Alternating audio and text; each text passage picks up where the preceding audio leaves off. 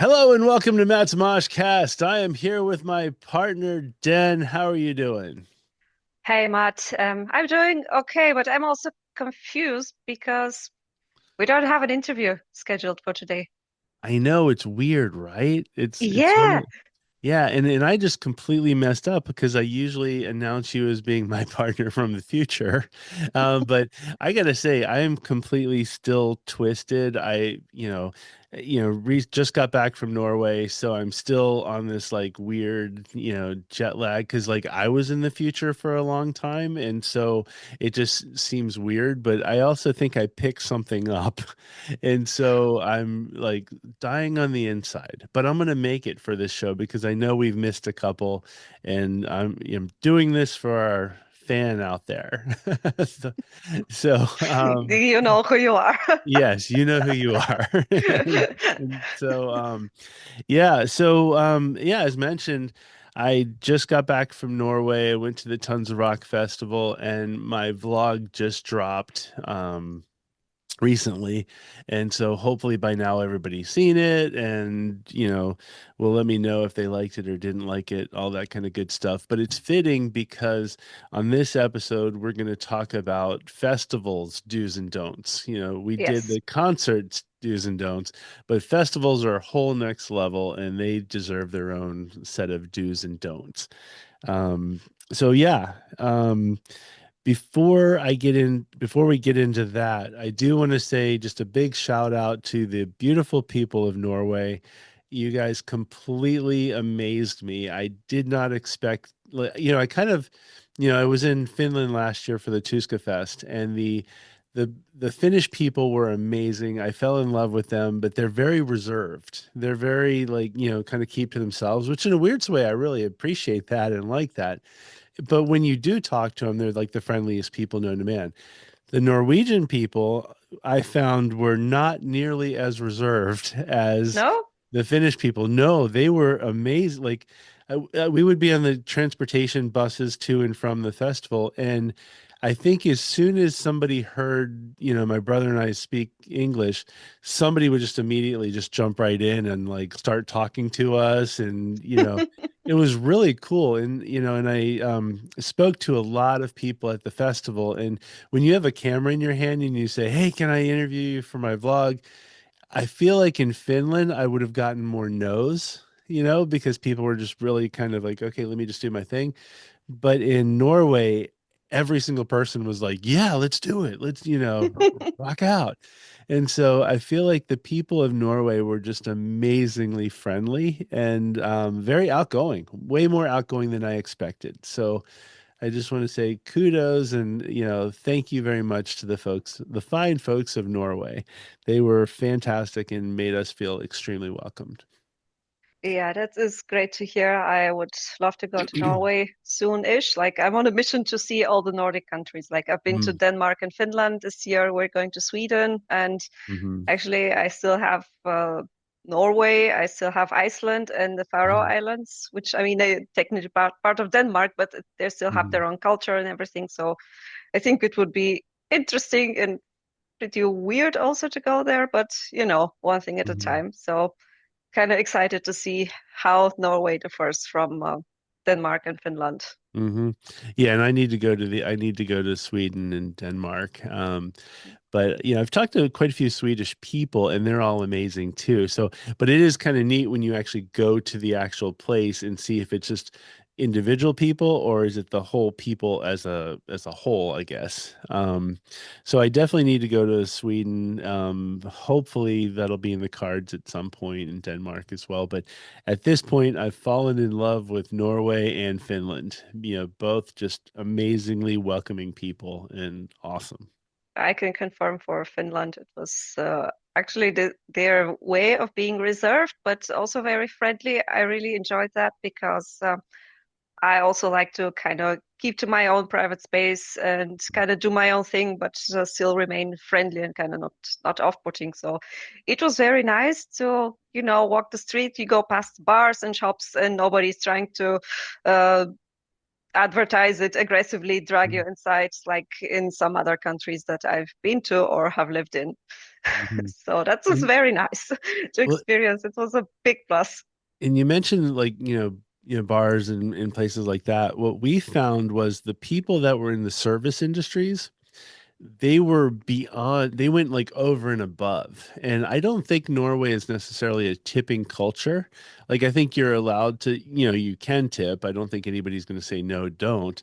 But I don't think it's predominantly a tipping culture. And yet, in America, it is a tipping culture. And, your staff is going to be very nice because they want something, and sometimes they fake it, I'm assuming, and whatnot, if you're having a rough day or whatever.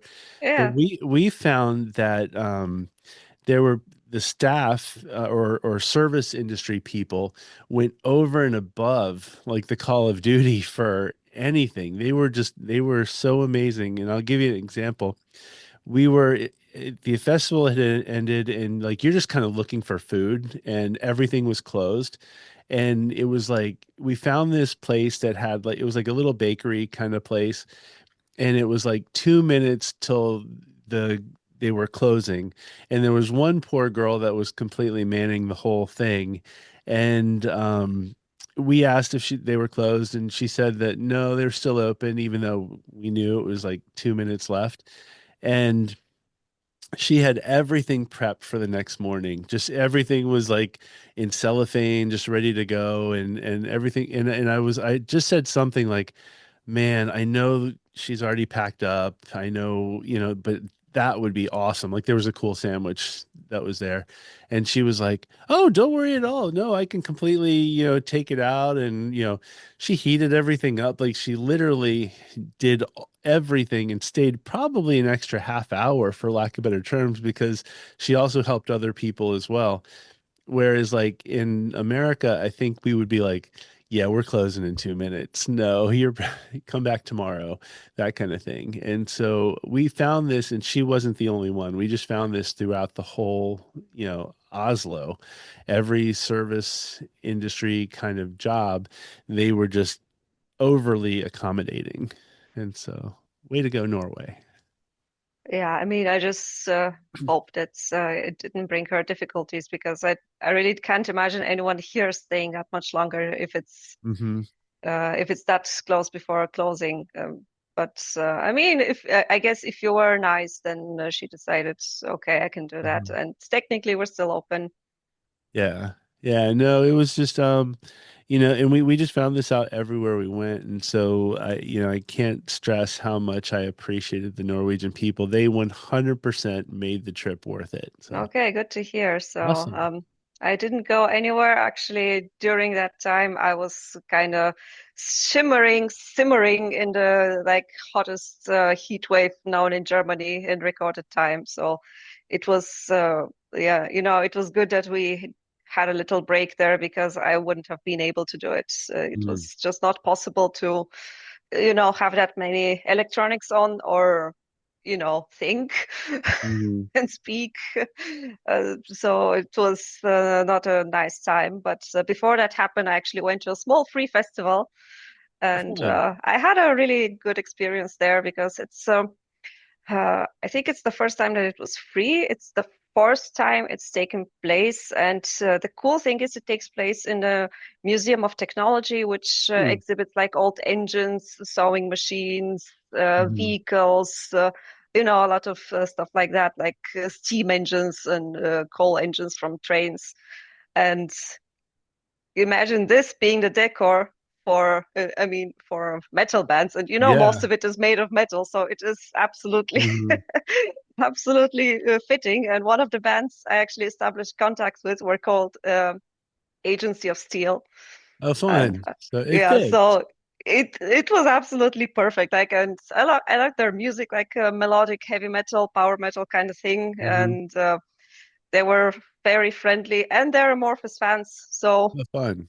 what else do you need? But the other bands, there was a metalcore band, Leaving the Orbit, which I think you would Mhm. like them. They have a strong Spirit Box vibe, Okay. I think, and a band called Unrast, which is black metal.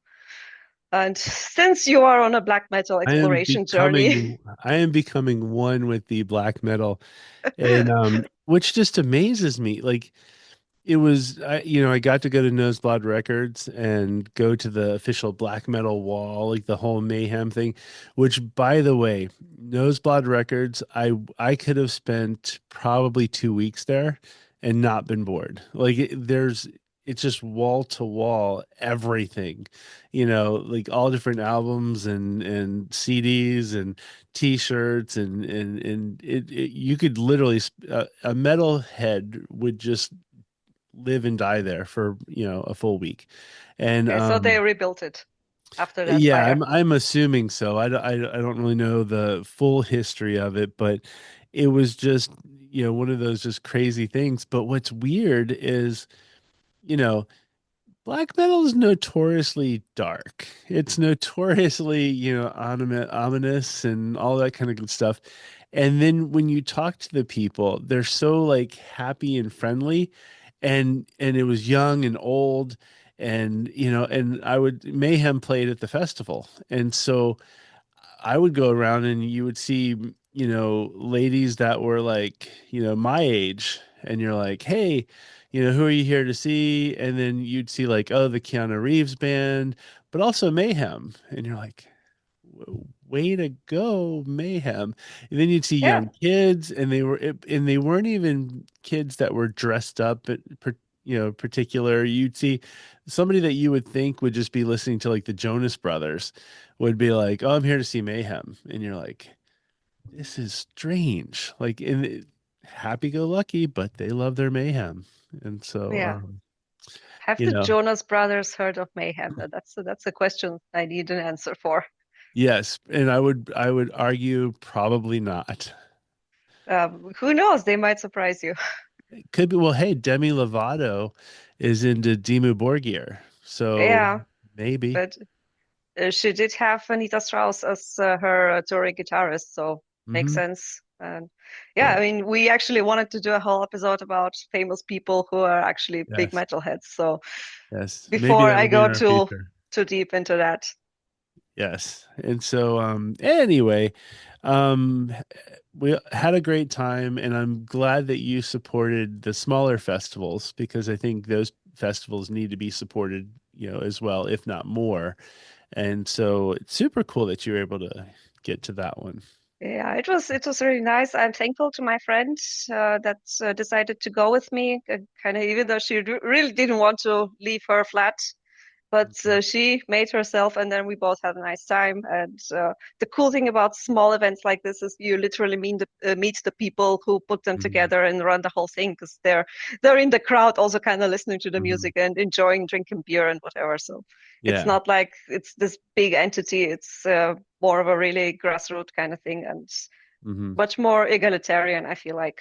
Oh yeah, super cool. And I think our audience should definitely go and support all of those, smaller festivals. And so instead of just Definitely go and sticking with the see really small big ones. bands. Yeah, go and see the Hmm. small bands that start out right now and your local bands, all of that, because this is how everyone starts. Speaking of starting, we should probably just get right to the news. And so here's the news.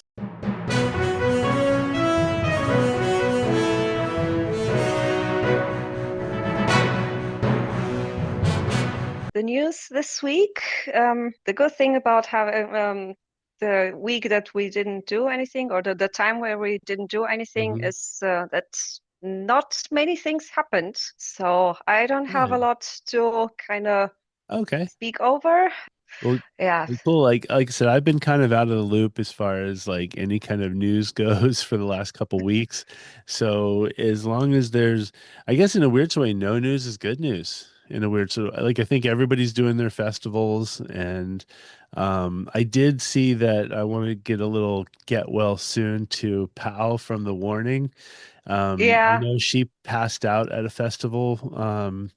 Recently, and I got to see them at Tons of Rock, and they were fantastic, and just wish her well. Hopefully by now she's back to jamming out on the drums.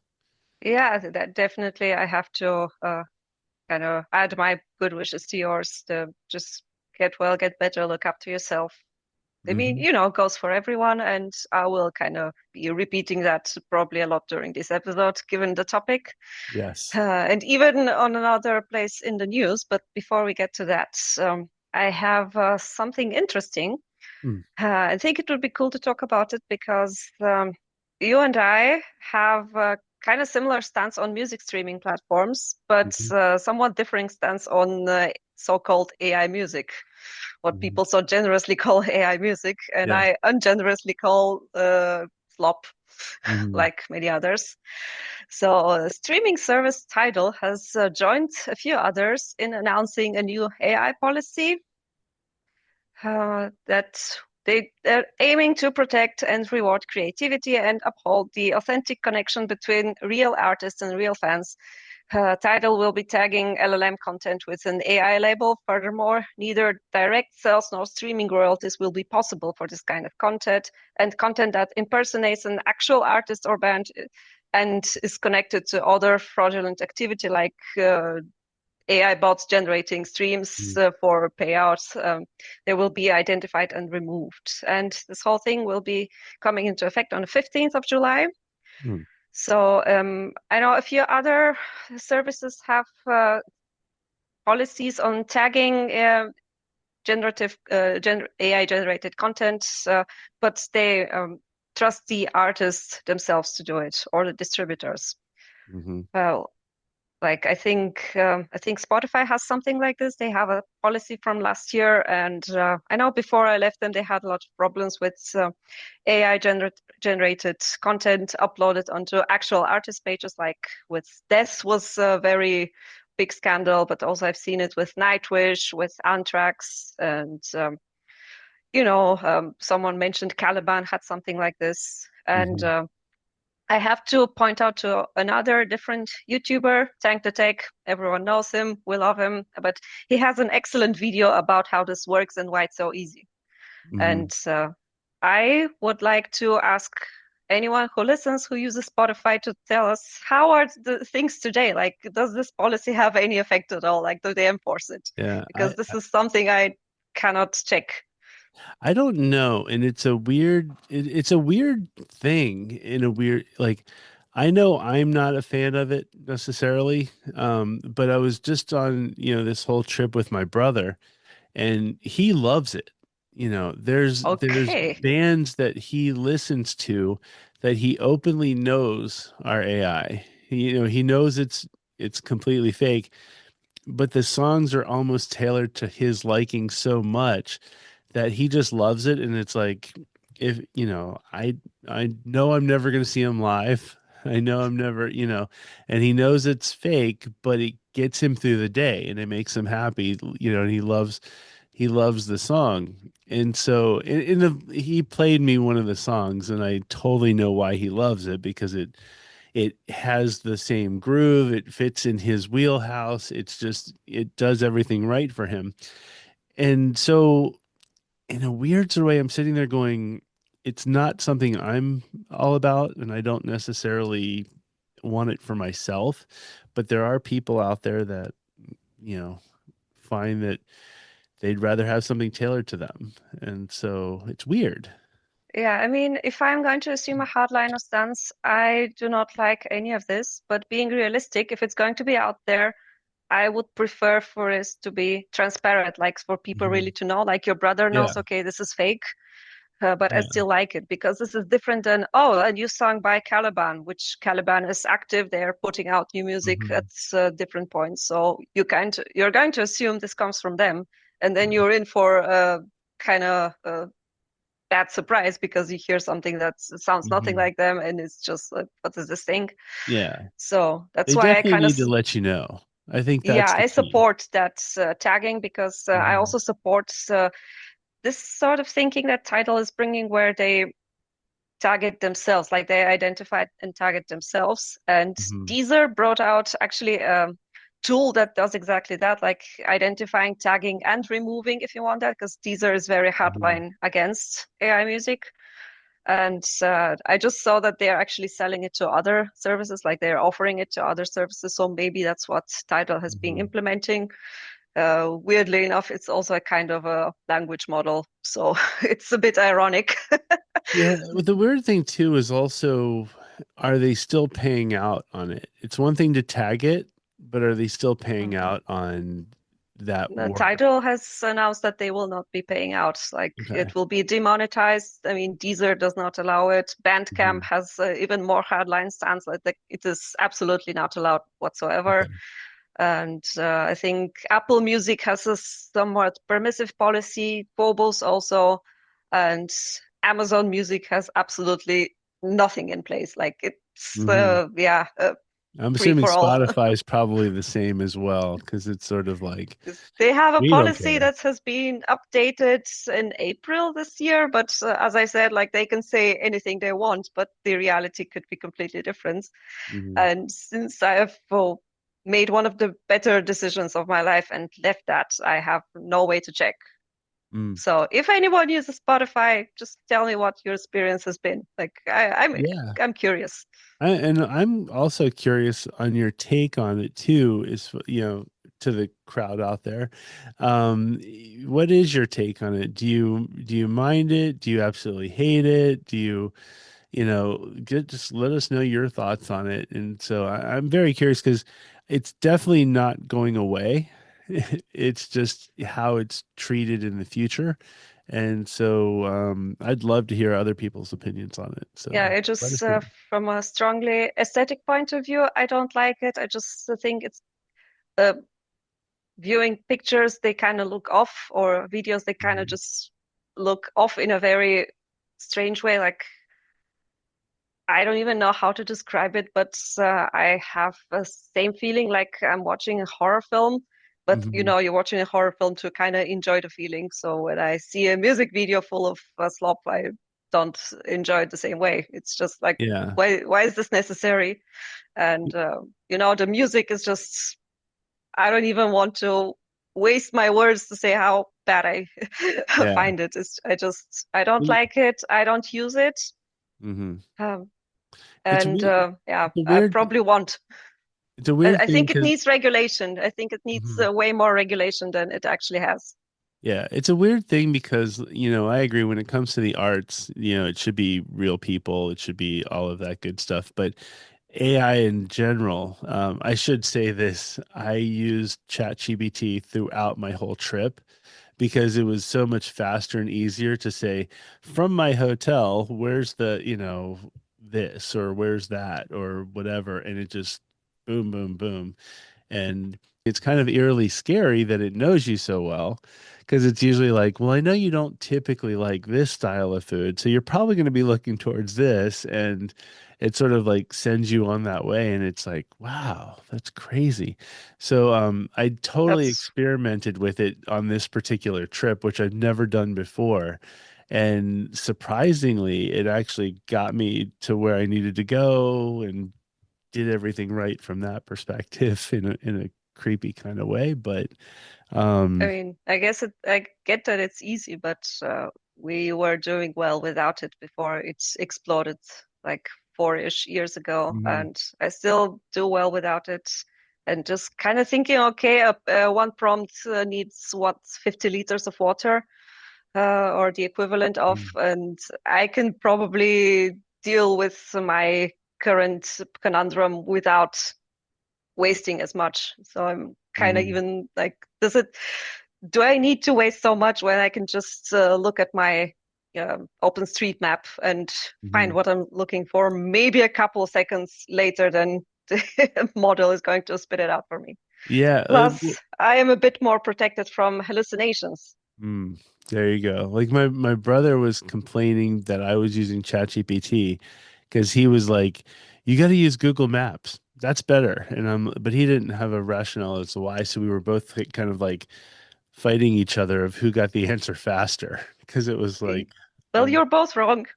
yes, It's apparently so. OpenStreetMap all the way because it has so much more things inserted, like public restrooms, Mhm, drinking fountains.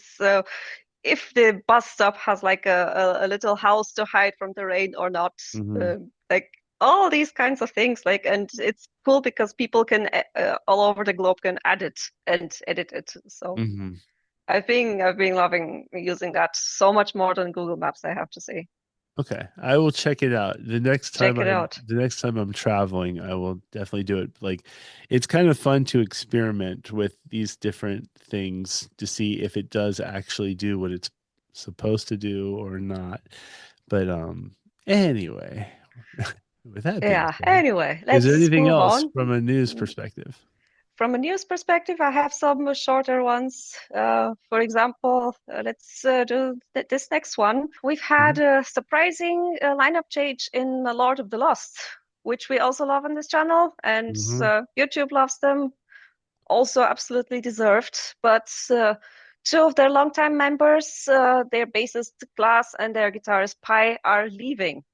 Hmm. It seems to be an amiable parting of the ways from all sides involved because the band says, yeah, they're going to be always part of the family, but they have decided that it's time to go new ways, travel new paths. Hmm. And Klaas himself on his social media profiles, he said that the reason for him going away is his mental health. He's kind of he's had problems and he's kind of on a good path to recovery, but he needs to not be in a band actively in order to continue on this path.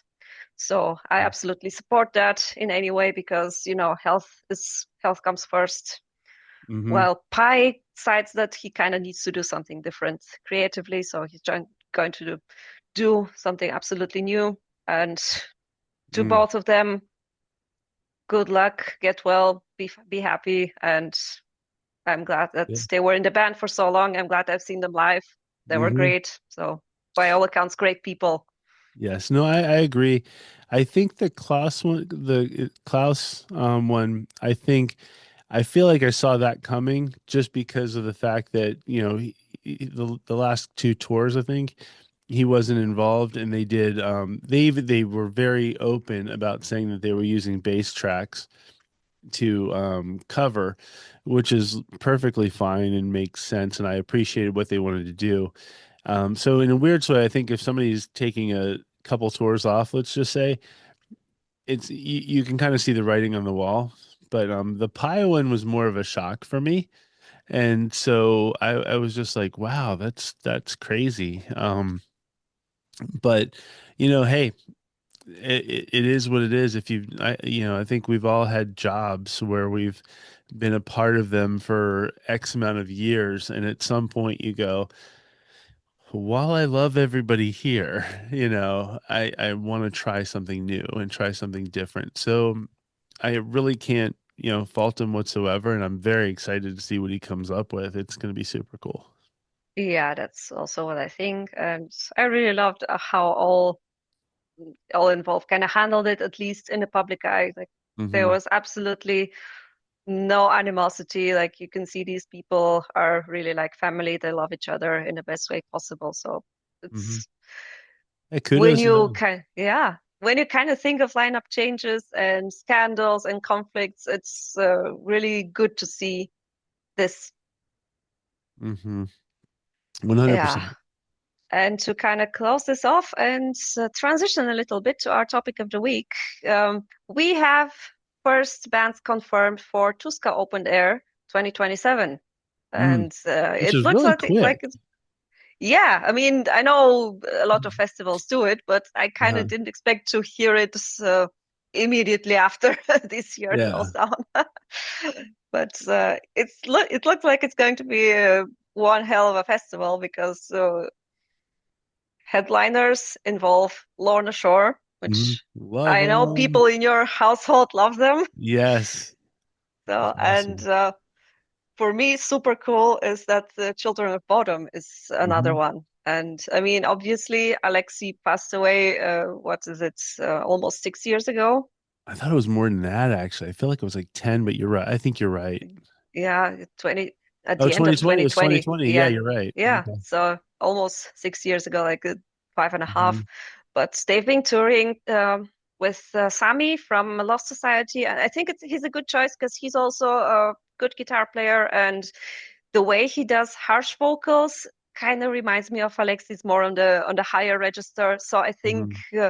he probably sounds great. Like I haven't seen any recordings of the shows they've been doing, if they've been doing some already. Like I Hmm. remember I saw the announcement, but I don't remember the dates. So I think he's a good choice. Hmm. I've seen him live. He has a lot of energy.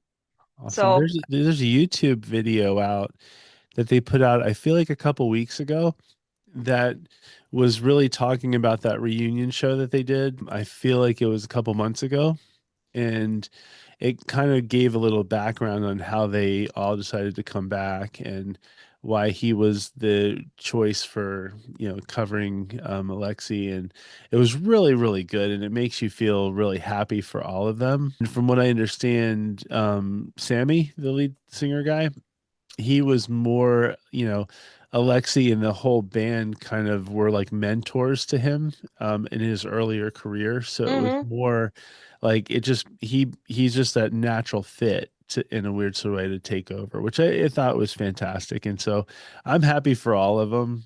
And that's just super exciting that they're actually going out and touring Yeah, it's great. or And doing big shows. yeah, I need to see that video. But for me, it's also reading the original announcement. It doesn't feel like it's a money grab, but No. more on a different perspective. I mean, of course, they're not going to say if it is, but Hmm.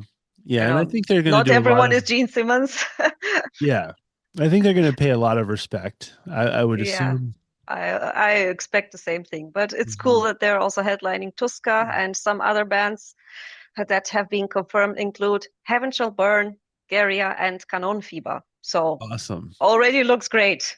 Yes, 100%. The one thing back to Children of Bodom is I really hope they don't get the same treatment that Pantera got when they came back, because I think in a weird sort of way there was just a lot of people that wanted to hate and say it's not really Pantera because, Dime and Vinny aren't there. And I don't want people to say the same thing about Children of Bodom, because it's like, these people were all still major parts of the band, and they should be allowed to participate, even if, the main person or one of the main figures is gone. So I just don't want the same kind of, haters in the comments to go, The oh, thing it's not is, really Children of Bodom, it doesn't count. And it's like, well, the other guys are there, and yeah, there a lot of respect they paid. I think you will be disappointed because there's always haters, but Yeah. that doesn't mean that they're right. That just Hmm. means they're haters. Yeah, and like if you see Pantera live, and I've seen them twice since the whole reunion, I feel like the majority of their set is paying tribute to the fallen members. And I feel like Children of Bodom will probably be doing the same thing. And so everybody should just Yeah. be happy with that. Yeah, I mean that's it's kind of what I expect also, but like I haven't seen Pantera and I have no interest in seeing Pantera because I don't like Pantera. But I remember like people paying attention to the fact that Zach was playing with Dimebag inspired guitar and he Hmm. was paying tribute to him in this sort of way. Yeah. I Yeah. also think their playing styles are very similar, so Hmm.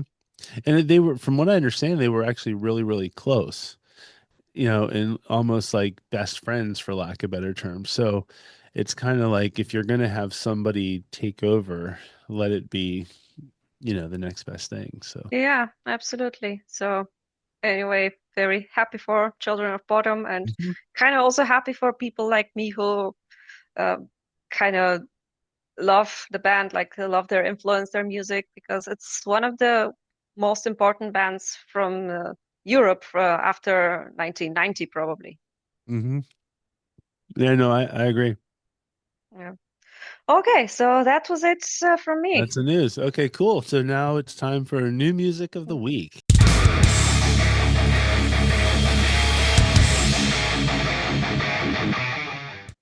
With everything going around, with tons of rock and with the heat wave and everything, we kind of missed a few there. Sure. But that doesn't mean we can't talk about them, even if we missed the actual week. And going Exactly. back, going back 1 week from now, what would you highlight?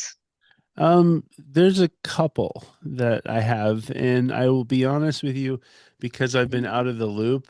I have not listened to them yet, but they're ones that I absolutely probably after this I'm going to go, purchase them and check them out. So the first one is Dominum, Night is Calling, Nice. and I Dominum, like I've done a ton of reactions for them and I love their style. And I really want to see them live because I feel like everybody that has seen them live has had just such a great time. And so, and I've really liked their previous albums and it seems like they're on a tear. Like I feel like they're releasing albums really, really fast, but I can't hate on it. So Dominum is definitely one that I'm going to be checking out right after this Moshcast. Yeah, Dominum is not exactly on my shortlist, but I've been thinking that maybe it should be because I really like the single that they put out with Marina from Battle Beast. Hmm. That probably sounds like a very strange sentence. It's yeah, Yes. Marina La Torraca is the current singer of Battle Beast. I've seen her with Phantom Elite actually, and I didn't really like the band's music very much, but she made an impression and she's good. So in Yeah. that Dominum song, she's also a really quite well fitting, let's say. And I was thinking maybe I should check that out too. But Hmm. um, I have a weird story connected to that album, and Oh, it's okay. but it's also connected to what I suppose is the next one on your list. And so I'm going to Oh, let you go ahead and say it. okay. I've got Moonspell, Far From God. That's another one where, oh, There it is. boom. There you There it go. is. Awesome. So that's one that I definitely want to check out because we talked about Moonspell a couple weeks ago, I feel like, or maybe a couple months ago. And I downloaded some of their albums and love them. And so I'm super excited for this one. Yeah, I think you're going to like it because I actually checked it out a couple of hours ago. Hmm. And like a lot of things, like what do you listen to first? The day has not enough, does not have enough hours. Hmm. But you're going to like this one. It's a very good gothic metal album, and it kind of starts more of a gothic rock Hmm. feel, but it gets progressively heavier. Oh, And cool. it's also because I'm a new convert to Moonspell, I can't compare it to any of their other work in a sensible Hmm. way. Like I've heard their previous work, different songs, but this is when I actually start liking them. Hmm. And I checked it out, and people uh, compared the album a lot to their earlier work. So that's not my Cool. uh, that's nothing that I am judging on, and that I'm just repeating what someone else has said. Hmm. And I personally just really enjoyed the album. Like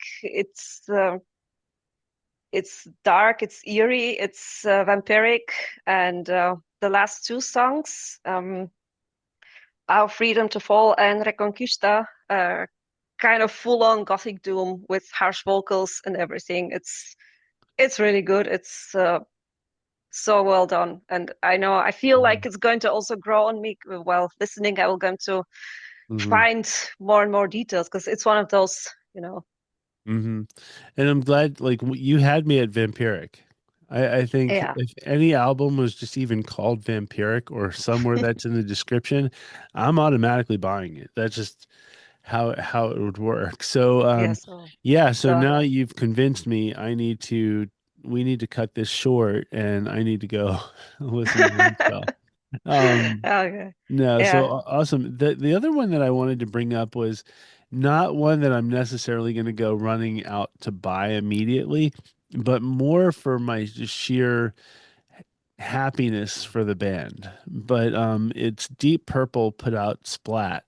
Yes. And I'm a Deep Purple fan from like the hits that I think everybody knows, but I'm not a Deep Purple fan.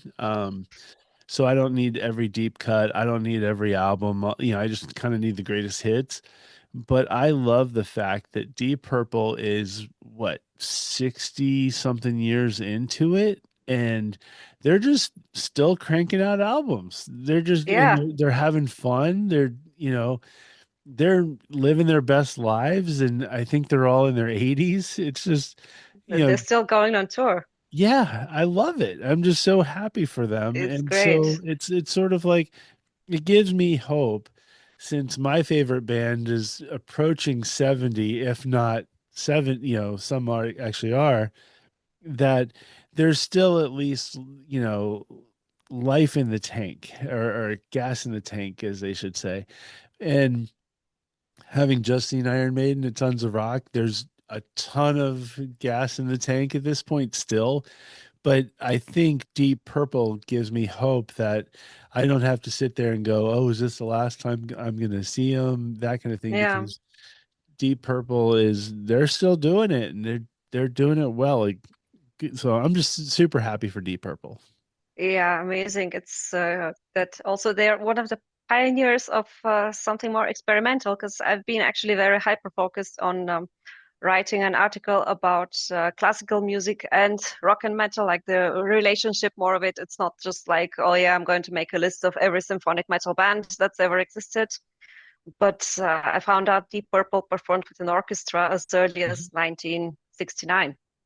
And Wow, that's crazy. just imagine that, like they put out a whole orchestral album, live orchestral album in the late 60s. And we've been talking about, oh yeah, this and this band with an orchestra, and Deep Purple's done it, and they've actually done it a few times since. Hmm. So it wasn't a one-off. It just seemed to enjoy doing this. And Deep Purple was heavily influential in Iron Maiden. I'd say Yeah, specifically more Bruce Dickinson, but heavily influential. And so if it weren't for them, you know, who knows where Iron Maiden would be. So it's just yeah, one of those things where way to go, Deep Purple. absolutely. But I'm kind of thinking, are they going to start looking like the Dominum zombies and still go on tour? It could Yeah, happen. It would and if they started going full on like, masks or makeup or something like that, that would just be awesome. I'm rooting for like corpse paint, you know. yeah, I don't need it, but I would support it if they decide to try it out. But to come back to Dominum, because I actually forgot to say that. So I ordered the Moonspell record from Napalm Records. Mm-hmm. And Napalm Records are great when you order from them, like especially it's in Austria, so usually it involves cross-border shipping, but they still make sure to get it to you in time for the release date. Mm-hmm. Or like I regularly get them even one day before. And they usually also include some promotional materials. For example, I've gotten for Feuerschwanz tours, for Lord of the Lost tours, stuff like that. So I got one for Dominum, looking like that. And I think, Mm-hmm. oh yeah, another one of these leaflets. And I just put it on my desk. And a few hours later, like I put it like this, face down. A few hours later, I noticed that something looks off about this. So, Mm-hmm. and I look closer and it's Oh wow. autographed by the whole That band. that is awesome. I didn't even ask for this, but it's awesome that they sent it to me. Yes, that is And crazy. it's not printed, it's really autographed. Like you Hmm. can see, I'm not sure you can see it on the camera, but I could Yeah. confirm it's not printed. That is so cool. And it's a great advertisement for buying directly from the label versus, buying at whatever box store that you're, buying Yes, from. like Like that's actually, super I cool. I would put buying from the artist first, but Hmm. for different bands, things are going to work in a different way. For example, they won't have their newest album on their own shop, or they would Hmm. only have T-shirts, or it's different. So Yeah. definitely worth it to check out the label. And Napalm Records, I have to say, they're doing a great job with these kind of things. Hmm. That's super cool. Okay, so do you have any more that were released while we were out, or should we get right to this Oh. week? I have one that I'm interested to hear in its entirety, and it's doom metal from the UK. And I don't know, like I guess British winters or British autumns are super bleak and inspire people to write a very specific kind of doom metal. Hmm. It has its own vibe. So this band is called Witch Sorrow, and they have Oh, released a new album called The Devil and All His Works. So I heard one of the singles and I was like, this is what I like. I need more of this. Like, oh, so I've fun. been I haven't been able to kind of track down a copy of the album. I will kind of get to it, but let's just put it out there. Witch Sorrow. Awesome. Well, I love the title, and it's one of those. Every time I hear a title like this, I think of the band sitting in a room somewhere going, "We got to make this sound as heavy, as hard, or whatever as we can possibly make it sound. What's the heaviest thing?" And somebody's like, "Hey, the devil and all of its works," and they're like, "Yeah." But then it's Yeah, like but the next album comes along, and then you're like, "Well, where do you go?" You've yeah, already tackled the devil and all of his works. You can't go to like the devil's son. And so it's just sort of, I always find that to be fascinating because it's like, how do you come up with a title even, there was a band, I forget the name, and I actually really enjoyed the album, but it was like the album was called something like Slicing the Throat of God or something along those lines. And you're just sitting there going, how do you get darker than that? Like afterwards, like what is the next album gonna be? well, you do And what Deep Purple are doing and call your album Splats. yes, that's it. You can Go only into kind of the other extreme. yeah, you can kind of only go in that other direction. So I just find that to be so like for me it's funny, but for bands it's probably just it I don't know. It just seems crazy. Like one of the songs one album, I don't remember what it's called, but it was the actually album I think or the song. It was called something like shooting a mom in front of their children. It was something to be extra graphic, but it's just sitting there going, how do you come back from that? Like, how do you, like, how do you Forget this. How do transition? you get to that? Well, that's true, because I know it's just a bunch of people sitting in a room going, how do we make it sound extra heavy or extra hard? And it's like, there's nowhere to go from there. Like, I think there should be mediums. There should be a lot more mediums instead of let's go the heaviest name we can possibly come up with. But Yeah, anyway, that's well, just me. anyway, that was for that week. Okay, so I think it's worth to mention that the Rolling Stones are releasing their new album, Foreign Tongues. It deserves to be mentioned just because it's the Rolling Stones. Judging from the singles they've put out, I kind of have to say it's cool. It sounds like the Rolling Stones, but for me at least, kind of lacks some of these timeless quality of their old music. Hmm. Might just be the idea that it's the old music that makes it different. So Yeah, same thing for with Deep Purple with the Rolling Stones. It might not be for me. It may not something that I'm gonna run out and get. Like I'll check out the singles, but you know what? Good on them. I think they're probably close to 90 and still just completely going at it and doing their thing and still doing well. So kudos to the Rolling Stones for that one. yeah, considering all the history of substance abuse and alcoholism, I think it's just a wonder that Keith is they're still still here. around.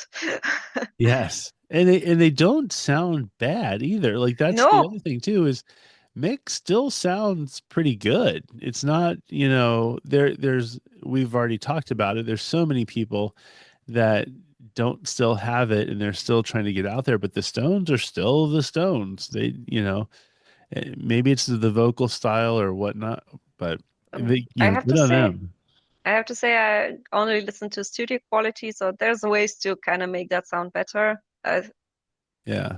I am curious to see if there's any live recordings from kind of recent couple years, Mhm. and that will be kind of the ultimate test if his voice still sounds good. Yeah. Like I feel like But I've seen some stuff they did around the time that there was that Power Trip concert. I think it was like 2 years ago in America.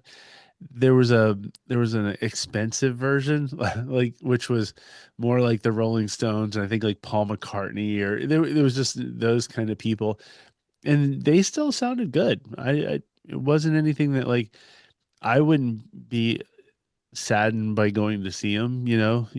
They still do the hits. I think it's probably tuned down a little bit, but still, if they're out there doing it and they can get away with it, good on them. I'm yeah, for it. yeah. But So Anything else? As far as this week goes, the only one I'm kind of on the fence for is there's a new DevilDriver album Mm-hmm. called Strike and Kill, and I'm not really I don't actually own any DevilDriver albums.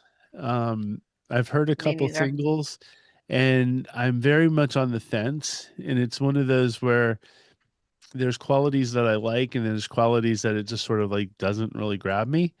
So I don't know, like DevilDriver fans out there, I want to know, like, should I buy this album? Should I check it out?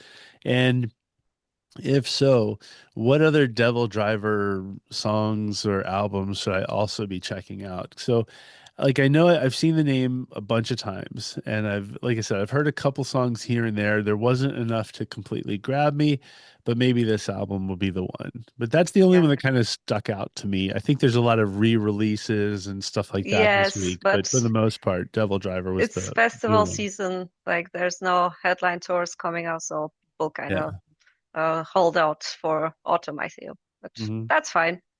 Works for me. Okay. Yeah, I think we should just kind of close this down and move on to Sure. the topic of the week.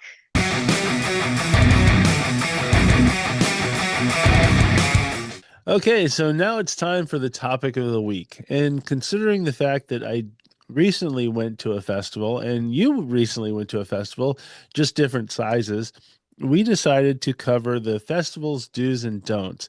We did a couple weeks ago, we did concert do's and don'ts. And but festivals are a whole different beast, I feel like. And so they deserve their own set of do's and don'ts.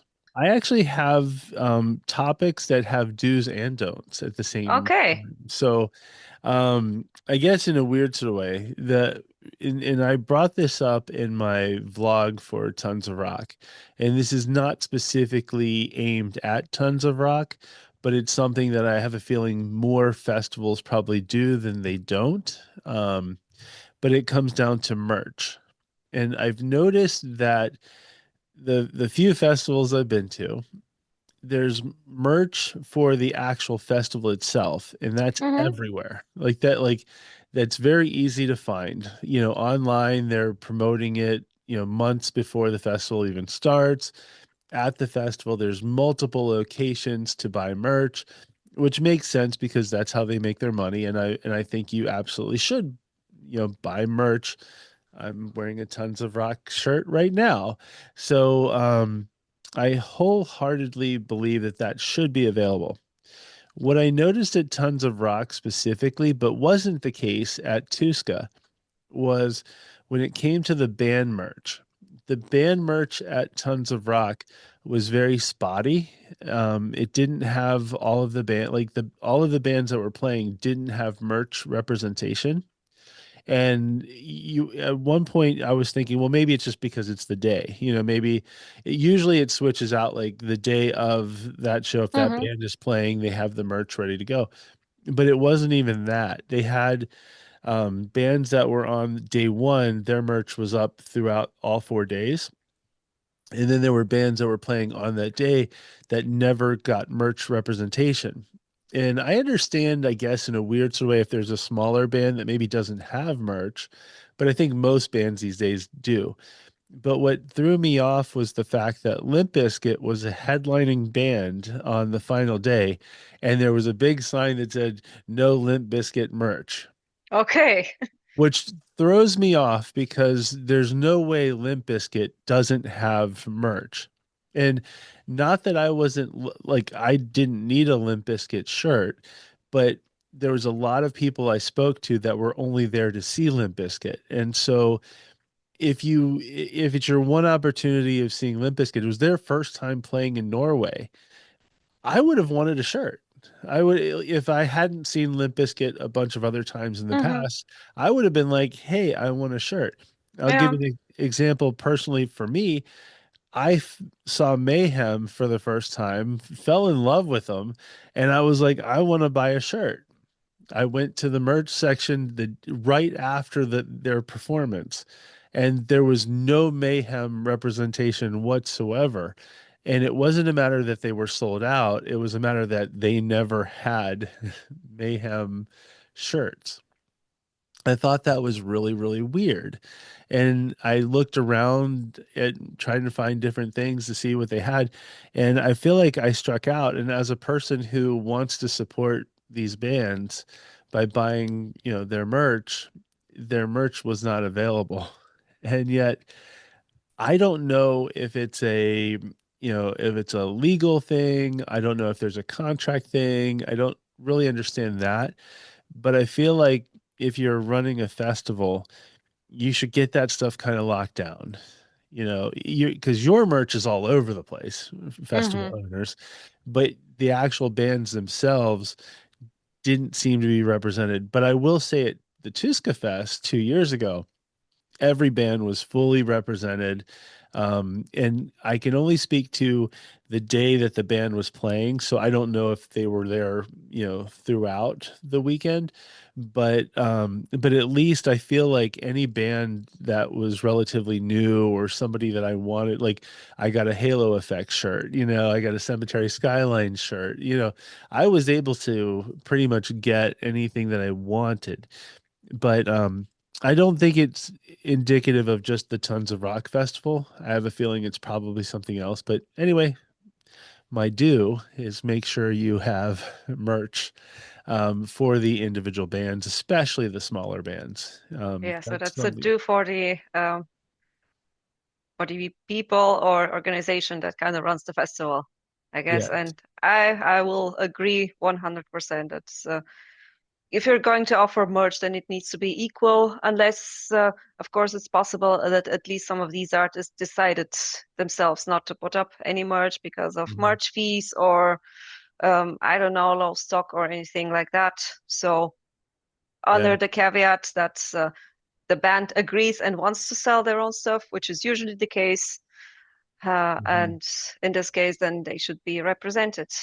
But of Yeah. course, I support also the artists that say, okay, we're not eating 50% merch fees, so we're not doing it.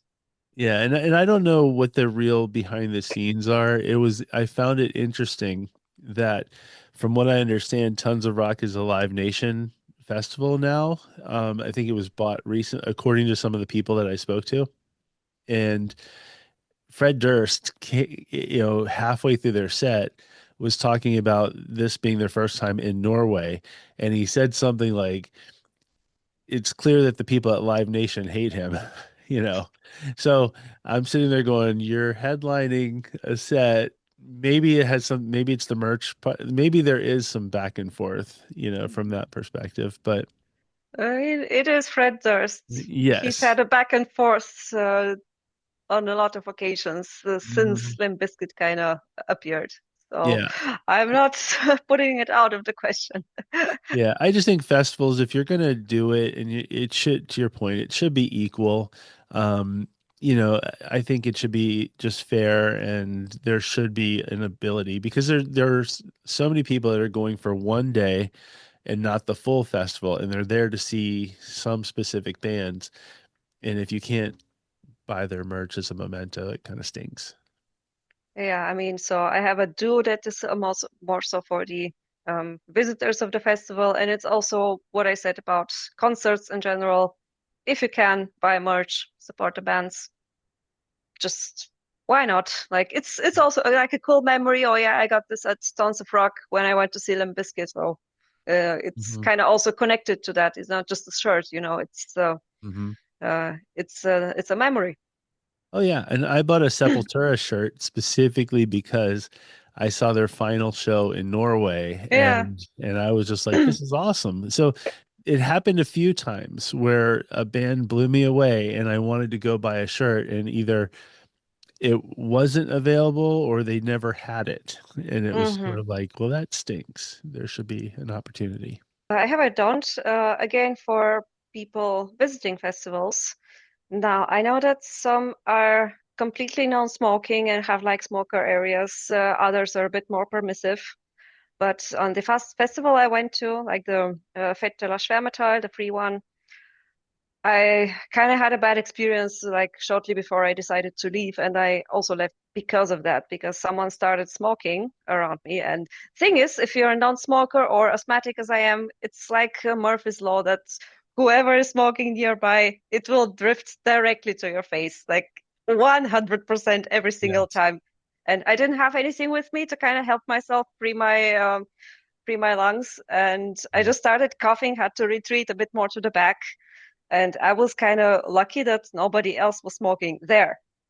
And Hmm. so my friend had to kind of take care of me and see that I don't collapse, and that kind of put a I don't know, a bit of a bad light on the experience. So I kind of had to leave before the final band had finished playing. Hmm. So please, maybe don't smoke around other people unless, or if there's smoking area, just kind of stick to that. Or but I am. I'm specifically really peeved out by people smoking in public, and I know it's less of an issue in the US these days than it is in Europe. And Hmm. Well, I it know depends on in what they're smoking.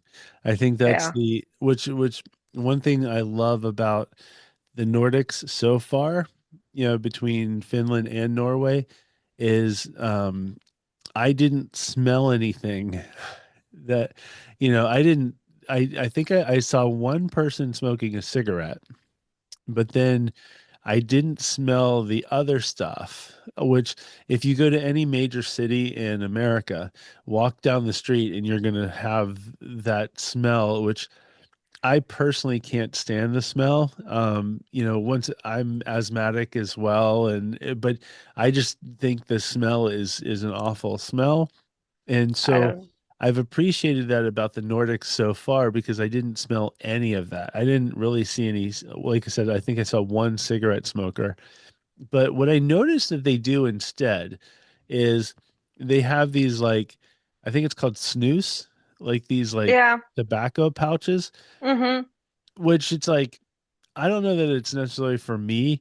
I don't really want to be involved in any of that stuff, but it's the most non-invasive for other people. So I Exactly. appreciated that. Yeah. I was like, hey, snooze all you want. It doesn't impact me whatsoever.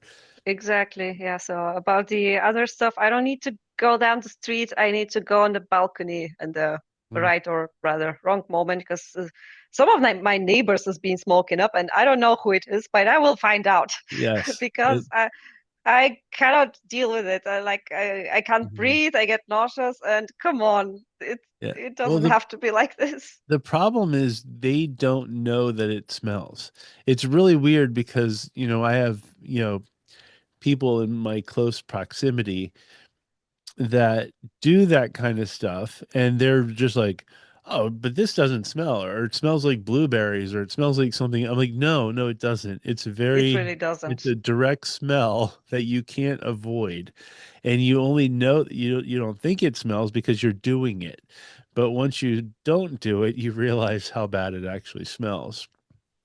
And so yeah, I I'm think you with you on that develop one. nose blindness maybe, but also someone told me that for people who are actively smoking, even if it's just the cigarettes, that for them it's smoking much less than it is for other people.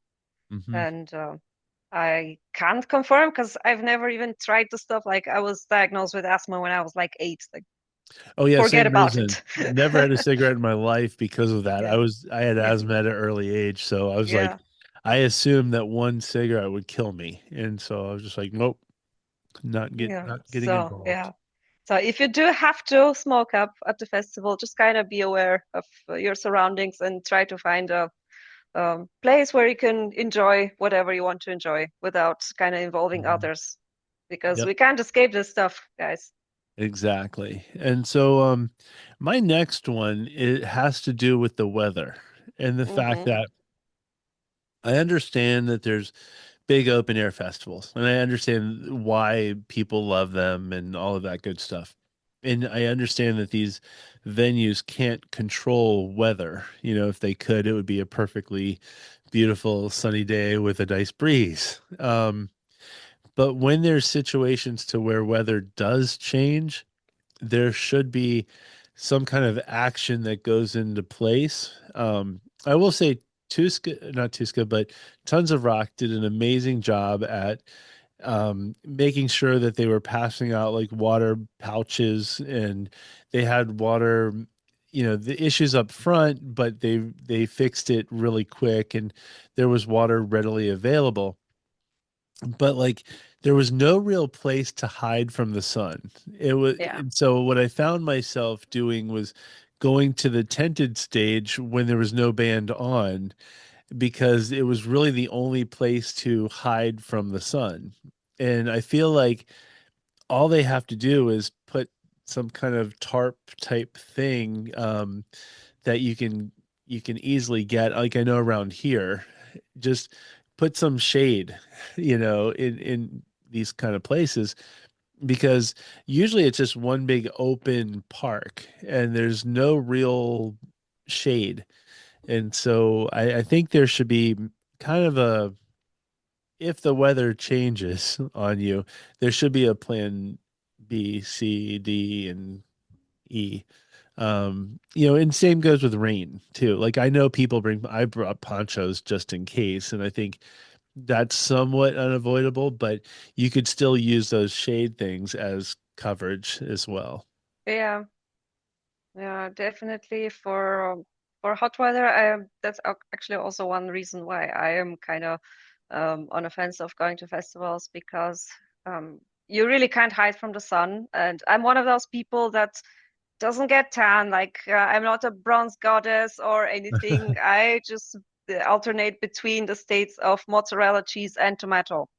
Like and then I go, then like, I'm in a pain. I peel a lot. I go back to being super white. So Hmm. that's the way it is. And I just watched the video on sunscreen about the damage that UV rays are doing from the sun. And no matter Mm. how much sunscreen you use, actually the best defense is not to be in direct sunlight. Yes. And that's what I think that's there should be a different concept specifically for open air events of all kinds because over Mm. here we have musical open airs. Uh, Yep. like right in the center of the city. Every year they do like Domplatz open air. They play a different musical each year. I think last year it Mm. was the Adams Family, which I Fun. thought interesting, like right in front of the oldest Gothic church in Germany. Hmm. And this year, I forget what it was this year, but they've had a lot like Wizard of Oz, like you name it, they've done it. And Hmm. it's also like this one big open space with a little bit of trees on the edge, but otherwise nothing. And Hmm. we had 40 degrees last week. Hmm. That's 104 in Fahrenheit. Wow. That's crazy. And I was complaining about 85 degrees with a little bit of a breeze in Norway. And it was one of those things where I think I just expected it to be colder. And but when you have the sun beating on you and like you don't feel the breeze when you're surrounded by 40,000 people. Yeah, So it was still quite warm, but not that bad. I will say Tons of Rock did a great job as far as having sunscreen available. Like there was a huge section that there was like free sunscreen. There was people passing it out. It was only SPF 30, but I'm one of those people that are like, I need SPF 100 because what they say is it's you have to knock the number down, I think by like 20 or 30 degrees, or 20 or 30, as far as like how it really actually works. And yeah, so if you're at 30, you're probably not getting much out of it. Whereas if you're at 100, you're probably at least getting 70% of it. yeah. So, I mean, it also depends on your skin's natural defenses. So if you kind of have a more a darker skin, brown, tan, black, whatever, like you get more defense from your skin, which is not a lot, but it's still mhm. something more than us pale snowflakes. Yes. So Like the I do thing is, that tend to doesn't mean you tan, so if you're a dark skinned person, doesn't mean you don't need sunscreen. mhm. You should also use your sunscreen and protect yourself because you know everyone should. And that's why I didn't know there was 100. Like I've never seen it. Like I get Oh, the I get highest it I all the find is time. the highest I find is 50 plus. That's what I get. Like I Oh, wear wow. it on my face every day, also in winter. Oh, no, wow. There's definitely 100, and I get it every year. Just because I'm extra paranoid about that stuff, which is I do typically tan, but I think the reason why I'm so pale in complexion is I also don't like to go out into the sun because I don't want to risk it. But when I do, I usually have like a big like hat on with like SPF 100 and that kind of thing. So it's not getting to me. So connected to that, I have a do, Mhm. which is hydrate. Don't forget to Mm. drink water. Like, do enjoy beers or whatever you're drinking, but maybe just have a water in between, just so you don't pass out and don't, waste the time of the medics that are present, like, 'cause they probably have to deal with something more serious. You know, it's easily preventable. Well, I'm So just gonna say the Europeans, I have no idea how you guys do it. It just amazes me that ice doesn't exist. Um, it's like, and then when you do ask for ice, you'll get 3 cubes, and you're like, um, you goof on me that I fill my cup with ice. But I mean, it's one of those things where I don't understand, like I spent the whole time where I would have literally killed somebody for a full cup of ice. And we found that I think there was a 7-Eleven that had sold cups of ice because I think they were using them for like iced coffees. And I was buying those up, but there was only like 5 cubes of ice in it. And I'm like, why do you guys hate ice so much? I just I don't get it. It it's just not a thing. I guess it's not an established practice, and most people are not used to it. So if I get a cup of ice like you are showing in the camera, I will immediately get brain freeze. Like, oh, absolutely.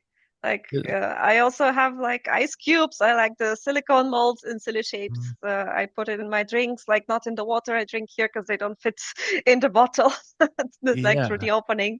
But I am not going to fill it up. Like, I'm more likely to just leave it in the fridge overnight. So I still have like a cold beverage, but it doesn't hit me right here immediately. Okay, because I was buying waters because the water hydration stations or whatever were having issues in the first couple of days, and then the lines were somewhat large.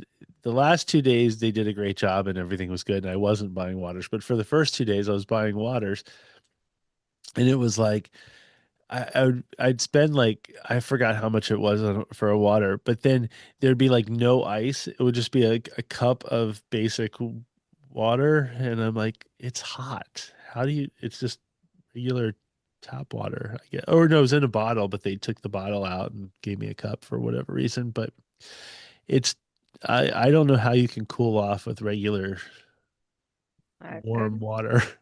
Yeah, it's more the hydration that is the Hmm. important part, like for cooling off.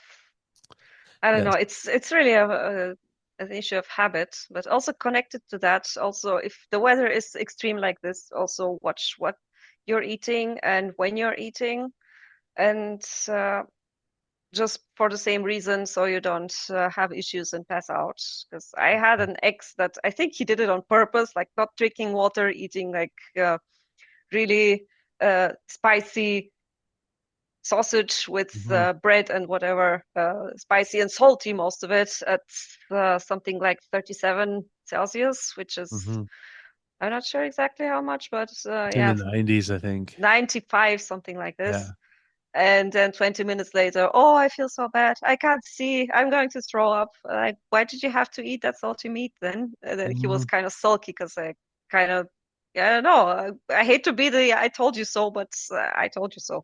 The other thing that I think they should do for these bigger festivals is have like foot traffic lanes.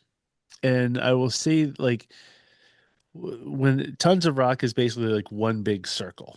And so there's, stages on the perimeter of the circle, and there's things in the middle, like the food stuff and whatnot. But you're still, if you're going back and forth from stage to stage, there's these like people, you're like kind of like salmon swimming upstream, trying to Yeah. get past everybody. So there's all these bottlenecks because you have people trying to go to different stages. Whereas like Tuska is actually set up more like a little city, where there's different like alleys down this way, there's different ways. So there's different ways to get to the same place. And so what I found is that was much easier to walk around because you weren't like a salmon swimming upstream. Whereas if you have these like big, huge sections, you just have people running into each other. So I think there should be like traffic lanes. You know, everybody going this way, take this half. Everybody going this way, take this half. At least there's a cohesive way of and a faster way of getting from one stage to another because you don't get much time. You know, the bands are Yeah, only playing for like 45 minutes to an hour. And if you're really trying to see one set and get to the next, it would take you, 15, 20 minutes just to get from one to the next, and you've already missed half of the other band. yeah. So that's interesting to know for me because I haven't experienced it like this, but I haven't been to a festival of this scale Yeah. either. So And when I I look would, at like Hellfest too, like if you look at yeah, Hellfest and Wacken, I don't know how that even happens. Like those festivals that are that huge. yeah, I would like to drop a question to whoever might be listening. If you've been to Wacken, to Hellfest, to Summer Breeze, the all the big Mhm. ones, you can kind of tell us how it's organized over there. Like, is there a system or is it a free Free for for all. all? Welcome to the jungle. Yes. And so I'd be very, very curious to see as well. And I think maybe that's where Tuska spoiled me because it seemed like it was easy to walk around versus when you're just in one big circle. I also have do for the visitors, Mhm. but you also kind of mentioned it about people working at the festival, the staff, people who check your tickets, give you drinks, sell you food, all of that, or the medics, and kind of try to be nice to them because they're the ones that make your experiences possible at all. Mhm. Yes, and I agree wholeheartedly. I think kindness always works.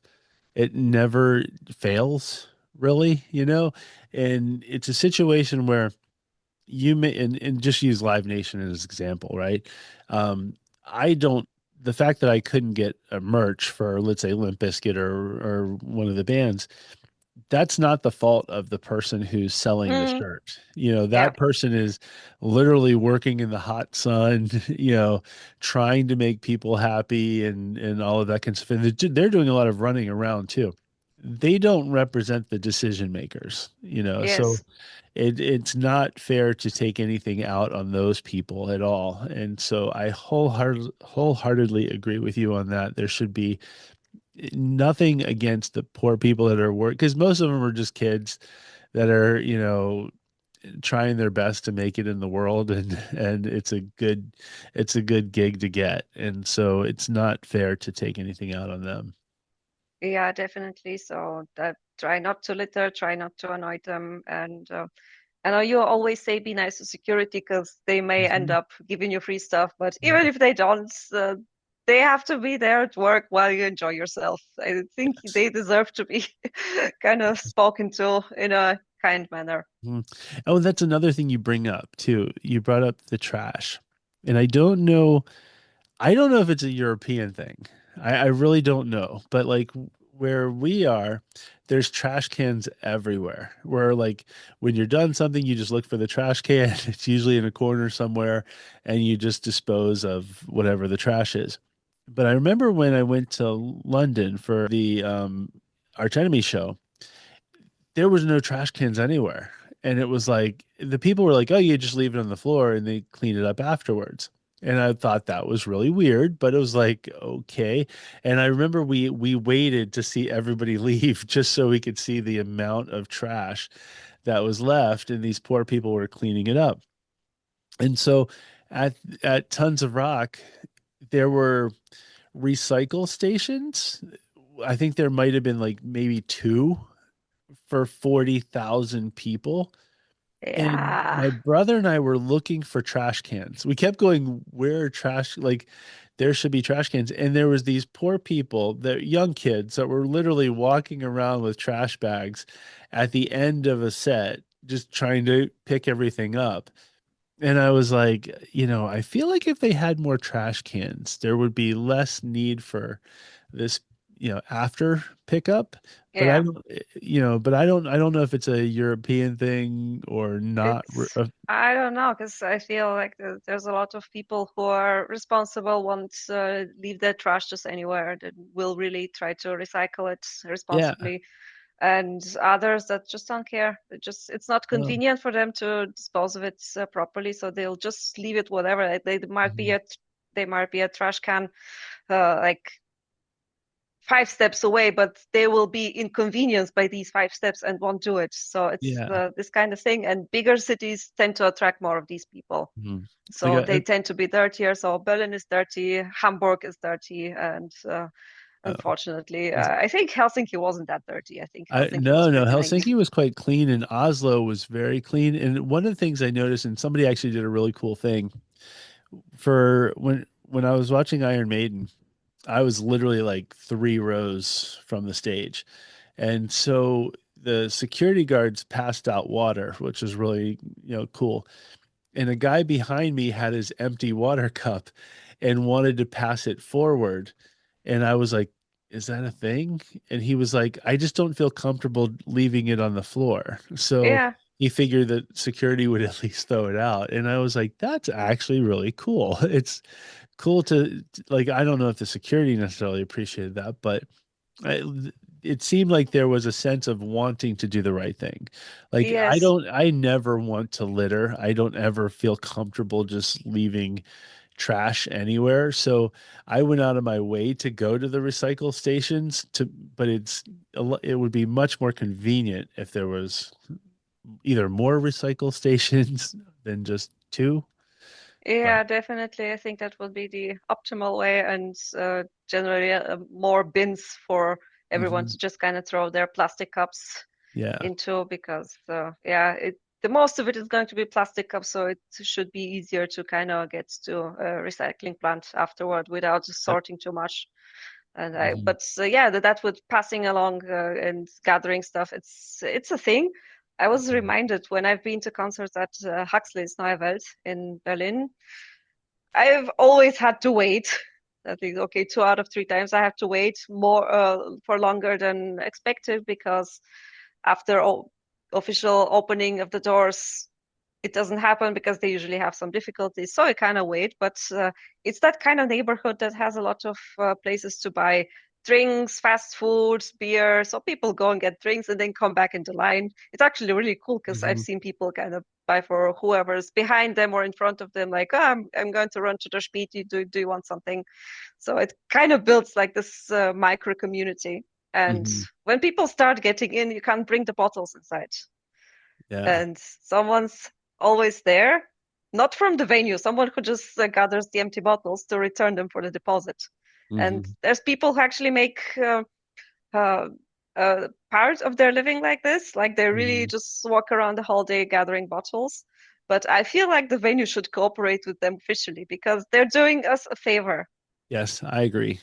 I Because I I know I'm did. not seeing that deposit if I leave it at the entrance or throw it Mhm. away. So why not? Why shouldn't it go to someone? Yeah, no, I did see that in Norway. There was a lady walking around with a clear plastic bag, and she was collecting the various bottles, and I was just like, good for her. She should. Here's the bottle. I mean, it's sad that some people have to resort to fishing bottles Mhm. out of trash. So whenever you are in Europe, like here in Germany, there's the initiative, Pfand gehört daneben, or like empty bottles go outside of the trash can. So just Mhm. leave it on lid of the bin or outside. I even saw some collecting stations in Denmark that you can just put your bottle in if you don't feel like carrying it. Oh, So for way to someone go. else to take home. So that's Yeah, like, also kind of thing I wholeheartedly approve of. hmm. No, it's super So cool. I yeah, just and want more festivals trash should do the cans. same thing, They I they think. really they really should. Um, okay, cool. So Yeah. all that from foot traffic. I have one that's one don't that I wanted to kind Okay. of mention for maybe not applicable specifically for Tons of Rock because it wasn't a camping festival, I believe. There were campers, yes. Oh yeah, there were I just wasn't a campers. camper. I wasn't a Okay. willing participant. So from my first and last experience camping whatsoever at a festival, if you do choose to camp and if you decide, okay, I'm going to play music all night long, keep in mind that's not that people want to sleep. So maybe kind of keep it down, wear headphones, whatever, because I couldn't sleep a wink. Oh, really? And that was after seeing all the three big bands from the German thrash scene, like Destruction, Sodom, and Creator, and before that, Korpiklani. I was knocked out absolutely. I had no force to do anything, no strength left whatsoever. I needed sleep. And first of all, it's uncomfortable, but okay, it's kind of goes with the whole concept. But I couldn't sleep a wink because someone just kept playing music. Well, you know what? I'd actually appreciate that. I think the reason why I'm sick right now is because my companion, my normie brother, had I known he snored so loud, I would have gotten a separate room. I just, I assumed like I did not realize it was so loud and I didn't sleep the whole time. So I do feel your pain on that. Like, Yeah. but it, And the other thing I learned from that experience, earplugs. So mm, it probably could have helped you. no, like all I know is I tried everything and then like we used a sound machine to try to make it like louder, but it was like being in a wind tunnel of like it Oh, was awful. So I think oh, that's why I'm sick right now is I didn't sleep at all for like a full week, I feel like. But that will but do it. no, but no, I agree. I think there is a level of I think I kind of expect that out of the campers. Is like letting the party continue versus when the show is over. So I think that was another reason why I didn't want to camp. But I do think, yeah, there is a level of like, yeah, you want to continue the party, but does the party really need to continue till the next day? Yeah. I think that's a little, there's probably a happy medium somewhere. Um, but I agree with you. You shouldn't impede on other people's sleep. Yeah, definitely. So maybe they could be a party after party area kind of put Yeah. down. But in that case, there wasn't even anyone partying. It was just like one or two people just playing music in front of their tent on Yeah. a boombox on batteries or something. And I really didn't need this. Yes. Well, I watch will give love to a YouTube creators, but TPD TV is a channel that I watch religiously. They cover all of the festivals in Europe. They also cover American festivals. They're British guys and Hmm. gals. And what I've noticed is I think they've been to two festivals so far, Download being one of them, and I don't remember the other one. They kind of become a blur. Or Hellfest, they just did, and they camp all the time. And they had rules where they actually couldn't use speakers. And there was a lot of people, there were security that were going around actually making sure people weren't playing music out loud. So Thank you. somebody's listening to you. Thank you. Yes, I feel validated. Yes. Yes. So Yeah, but it's kind of, at the time I realized I can be pulling all-nighters, and it's crazy because I was like 19. I should have been able to kind of just shrug it off, but yeah. I was sick for a week, so that's probably also your issue as well. I was, I think that's the case. And I think thanks to TPD TV, that's when I realized I'm never going to camp. I just knew that that's not for me. There's a younger crowd out there that that's what they do and I'm sure it's amazing time and all of that, but I'm too old at this yeah, point. So, I was born too old for this because yes. I wouldn't even go on a camping vacation like Germans love this, like with their camper vans and Hmm. they drive to like a camping ground and you see them with the vans and then just with the tent pitched even in front of it.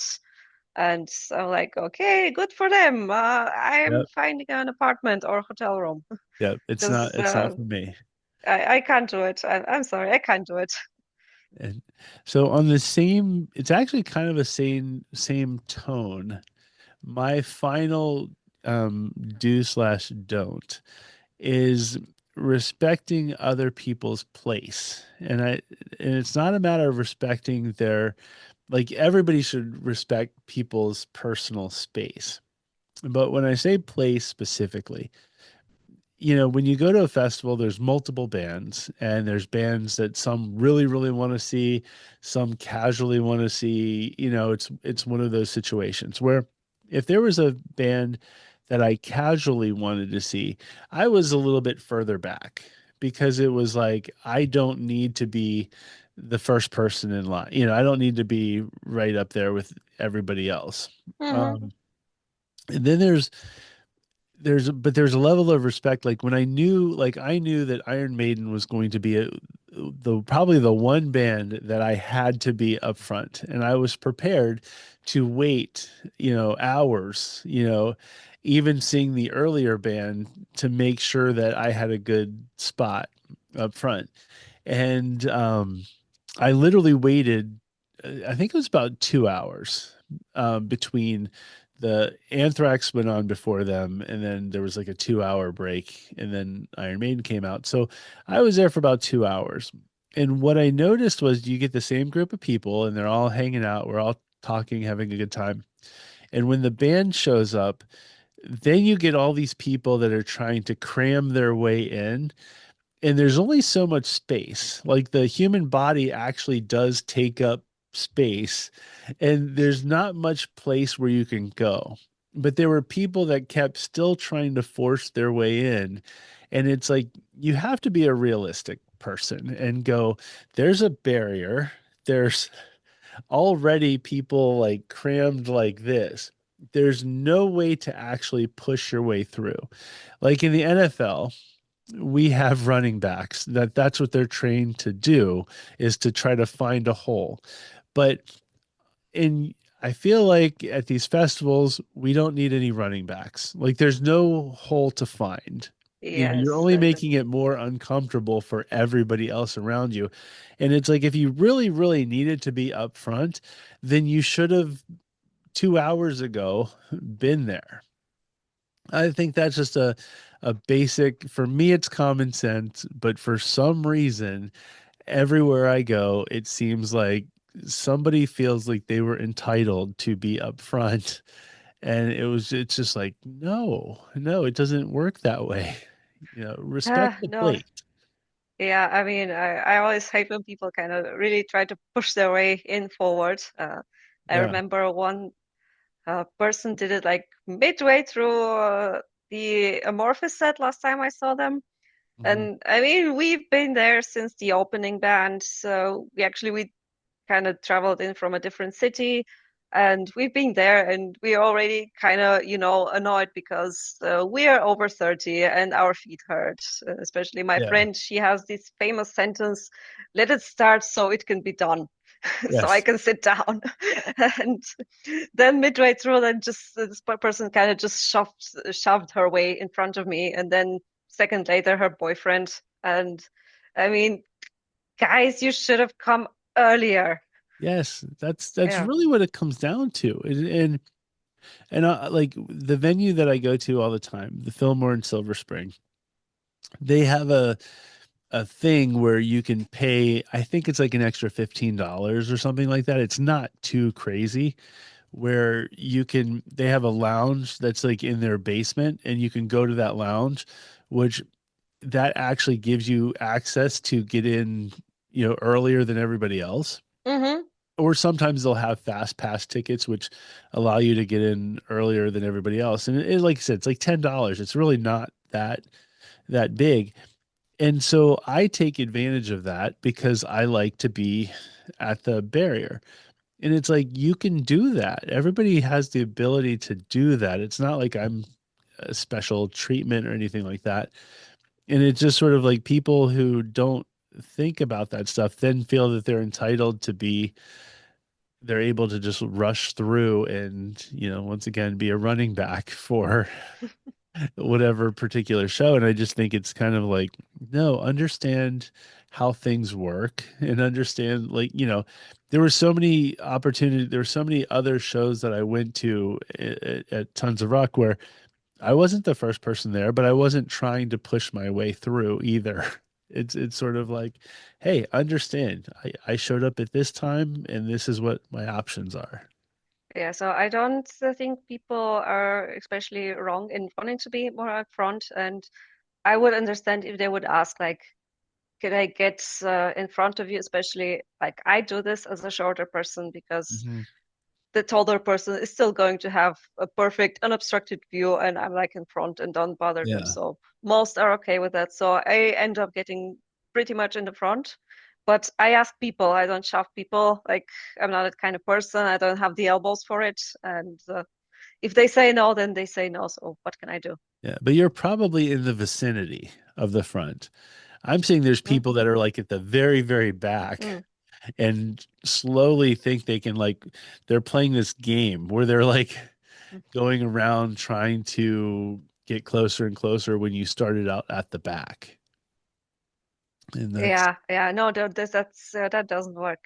yeah. That's only worked one time for me when I was actually second row after the barrier, Mhm. second row behind, and someone just left after one of the opening bands. And I thought, okay, they're going to the bathroom, so I'm just kind of uh, not take their space because they're coming back, but they Yeah. didn't come back. And my friend just kind of shoved me and said, "You go in there before Yeah. someone else does." Yeah. If somebody So leaves, I have no problem that's with that. And that that's actually like that, but I've never pushed anyone out of the way because I'm not there to fight. I don't think anyone should be there to fight. So, no. don't do it. No, unfortunately, like the Nordic countries that I've seen this in are everybody's kind of polite. So there's the people kind of push their way through and nobody says anything. But yet in America, if somebody were doing that, it would have been like people arguing with each other. But the Nordics just seem to accept it. And I was just like, well, they shouldn't have to. Somebody should be saying, hey, look, you weren't here. Sorry about your luck.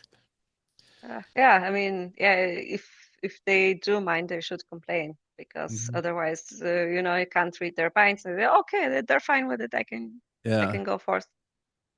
Yeah, but anyway, that was my thing. I think just people should respect other people's place when they got to Yeah, but you see, it still kind of boils down to the same points, more or less, that we talked about in the do's and don'ts for concerts in general. It's like be mindful of your surroundings, be mindful Yep. of other people, and try not to pass out. Yes. Yes, because it just only makes it more uncomfortable. Oh, speaking of, we had talked about crowd surfing in the that. Yeah, Um, I noticed there were a decent amount of crowd surfers, and especially for Iron Maiden, only because I was in the section I was in. And I should also make it known, and we discussed this as well, is understand there should be a weight limit when it comes to crowd surfing. Um, I felt horrible. It was actually towards, I think, the last song. There was a person who was quite large, and I'm saying, I don't know how to convert it, but it would be like 350 pounds, so which is a lot. It could be a football player, but much heavier. And this person was like basically crushing everybody. And I felt bad because everybody was trying to pick the person up and keep them up, but you can only do so much. And yeah, it was just, you shouldn't pull anybody's back out when by trying to crowd surf. So yeah. I mean, I understand. I also kind of feel bad because they also want to have a good experience and enjoy it. So I don't want this to sound like only thin people should crowd surf. Um, Yes, but it this should is be. Like, I'm not crowd surfing. There's a reason why I don't crowd surf. I'm I not will give you a trying. better reason. I Oh, will give you okay. a better reason why not even thin people should do it. Because even if I was okay with it before, which I wasn't, but let's say I was, Then I read a story that I could actually prepared as a news item for one of the episodes that we didn't do, Hmm. is that someone who was crowd surfing essentially killed a woman Oh, wow. at a festival in the US. Like she was kicked in the head by a crowd surfer. Oh, She was quite young. She was something like 26, oh, wow. and then a few days later, she complained of headaches and went to the accident and emergency. And then they found out that she has a brain bleed, and because of some other issues that she didn't know she had, then they couldn't do anything for her, so she passed away. Wow. Yeah, I'm good with getting rid of crowd surfing.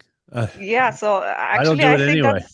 that's absolutely a real danger, I believe, because it can happen, and so who's to say you don't bring some permanent damage, or even worse, as in this Mhm. story, to the person you hit with some part of you. And Yeah. so I Yeah, I'm think not a big even fan. if everything else was taken out of the equation, this should be kind of like enough to say, okay, no crowd suffer. Hmm. Yeah, I just think, yeah, there's just I get it. People want to take selfies while they're crowd surfing and they want to, it for me it's a very selfish act because it seems to be all about you at the moment and you're not realizing that you're impeding other people trying to enjoy the show and try to enjoy what's going on. I've seen really cool things happen from a crowd surfing perspective where, people in wheelchairs are crowd surfing and Yeah. whatnot. But in a weird sort of way, it's also still an inconvenience because there's people that have to actually lift you up, and not everybody came to do that. And so, you know, I would just get rid of crowd surfing in general. I Yeah, do see some pros to it, I guess, as far as people but they giving don't a good outweigh the selfie. dangers, Yeah. I think. Because you're willing to take into account that you might permanently injure someone to take a selfie for Instagram. Yes. And So, if you say yes, then ask yourself why that is, maybe. mhm. Maybe, Yeah, yeah. but for the folks in wheelchairs, I am fully in support that they should be right in front, beyond the barrier, so they see everything Hmm. like even better than the rest of the people who are able-bodied. Because if you're have a disability to this extent and you're still at the event, Hmm. please, you deserve the best spot. Oh, I agree. I think there absolutely should be a section, and there are some venues that do have sections like right up front, um, for the people in wheelchairs, and I absolutely wholeheartedly think that those folks should get the front row. And if anybody's denying that, they're horrible people, I think. Yes. I think But most venues I've been to also kind of offer assistance, like you can call them or send them an email beforehand, like a couple days before, say, just so you know, I'll be in crutches or whatever. Can you kind of yeah, help me a little bit? And even when I went to Schlachthof in Wiesbaden, a person in front of me was on crutches, and the guy who was checking the tickets, he was like, "Oh, why didn't you write us an email? We would have helped you." And the guy said, "No, I'm doing great." So they yeah, will even proactively offering assistance. So yeah. I'm all for that. Love to see it. So you don't even need to crowd surf with a wheelchair. You can get the best spot. Hmm. That Yeah, the one thing about doing these do's and don'ts I realized is I want people to write in. This is the time where please write in yes. because I sometimes I feel like I'm the old guy going, get off my lawn, you know? And so Old man yelling at clouds. That's me. yes, exactly. So if you guys are young and spry out there and you're the king of crowd surfing, king or queen of crowd surfing, and you can come up with another reason that we're not seeing that benefits, this is the time. Please let us know Yes. in the comments. Same with anything Generally, that yeah. we've brought up. You know, I think, I know you're definitely younger than I am, but still, um, there's other generations out there that may have a different opinion, and I absolutely want to hear what they are because, like I said, the more I think about it when we do these, a lot of it is the get off my yard, you hoodlums, and so I just hope I just want to see what else is out there. So please, please, please leave us comments. Yeah, tell Your us we thoughts. are killjoys and don't know how to enjoy ourselves. Yes, Probably true, but yes. a lot of these things we can't help. Like having asthma, like you can't do away with it. It's just there. Yeah, there's a person out there that they're gonna probably watch this and be like, I love camping, I love smoking weed, I love playing my music as loud as I can, and crowd surfing. Take that. So Yeah, I want to hear from those people. yeah. Oh, my friend mentioned a stoner festival in Berlin that will probably be perfect for that person. Yes, yes, exactly. So anyway, did you have anything else, or I are we think good? we're good. I Okay, think cool. we're also kind of quite advanced on time. I think this is where we can leave it because obviously we can nerd out forever, Yes, but we do yes. have other things to do, and Mhm. people shouldn't be intimidated by the length of the final product. That is true. And so, with that being said, the good thing is we have next week. We Yes. can keep talking in future episodes. But with that being said, thank you very much for watching, everybody. Please, please, please be sure to hit the like button, leave comments, and hit the notification button and all of that good stuff. And yeah, have a great week, everybody. Yeah.